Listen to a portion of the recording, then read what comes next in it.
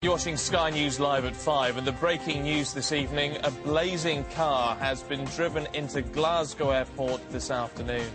So far, we have no details of any injuries, but Strathclyde police say 3 people have been arrested.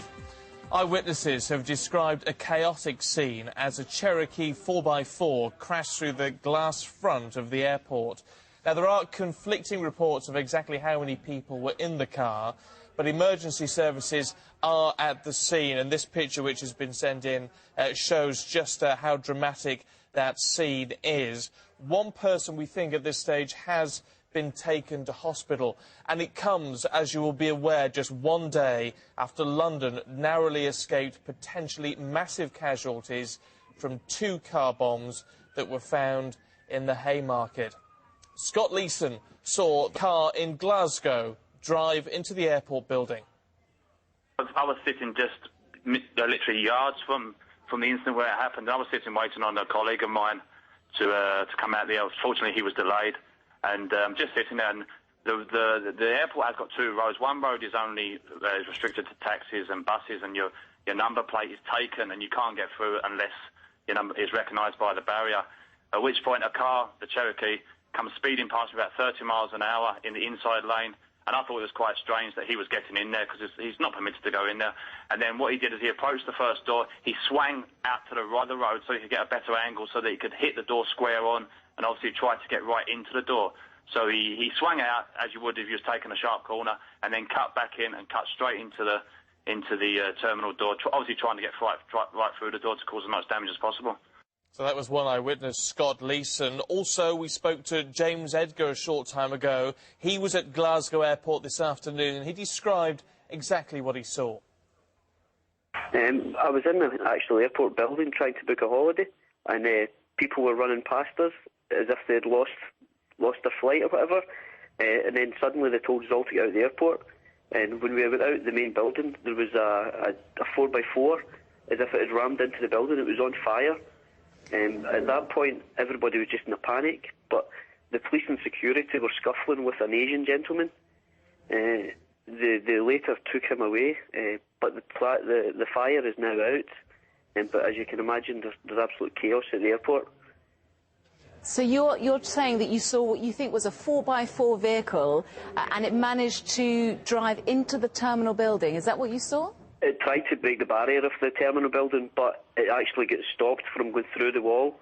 I don't know if it's the barriers or whatever has stopped the Jeep from getting into the main terminal building, but it was very close to a place that held maybe about 200 people just seconds before that. We understand, James, that it was a Land Rover, so that does fit with your description of a 4x4 vehicle. Tell us a little bit more about, you described an Asian gentleman who got out of the vehicle. What did you see?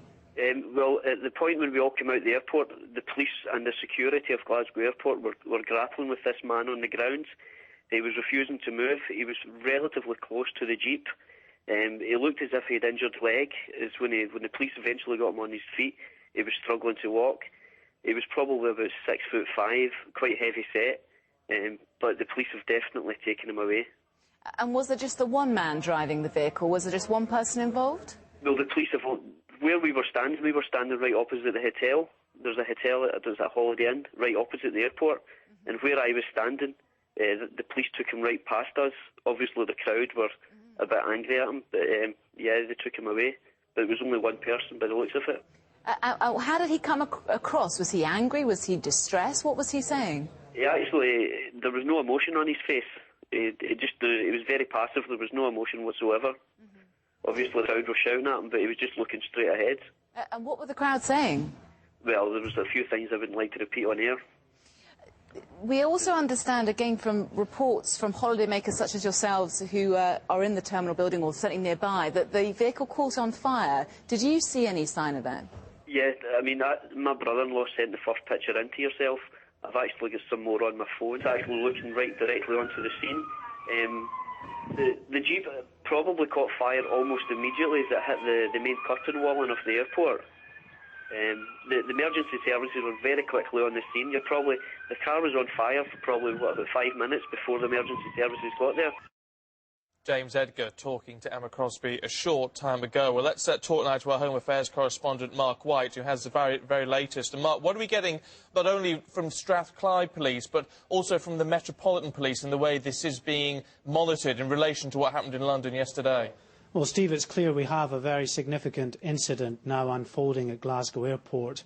We've spoken to Downing Street, the Home Office and the Metropolitan Police at New Scotland Yard, and they are monitoring events up in Glasgow with an increasing sense of alarm, not just viewing, of course, the images that are coming out from Sky News viewers, very dramatic images they are, but also listening to these eyewitness reports who are giving really an account of an incident that is looking increasingly like a terrorist attack this evening. Reports of 4 Asian men in that Cherokee Jeep, of one of these men on fire, having to be restrained, knocked over by one passenger before being restrained by the police.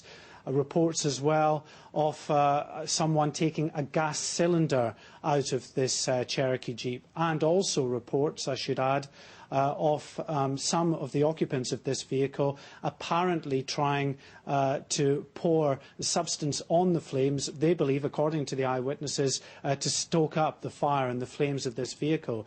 So, because, of course, there's a lot of eyewitnesses, a very busy terminal on the scene quickly, they are giving us these accounts, and they seem to be, at this stage, fairly consistent accounts from all of those that we've been speaking to, and